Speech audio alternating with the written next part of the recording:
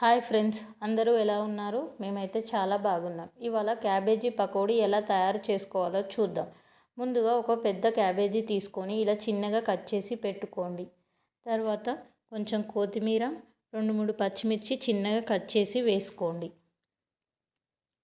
Next ఒక పెద్ద size onion తీసుకొని కట్ చేసి వేసుకోండి. నెక్స్ట్ టేస్ట్కి సరిపడా కారం, ఉప్పు వేసుకోండి. ఇది ఎంతో క్రిస్పీగా వస్తుంది, ఒకసారి ట్రై చేసి చూడండి. నెక్స్ట్ టేస్ట్కి సరిపడా సాల్ట్ వేసుకున్నాక ధనియాల పౌడర్ వేసుకోండి.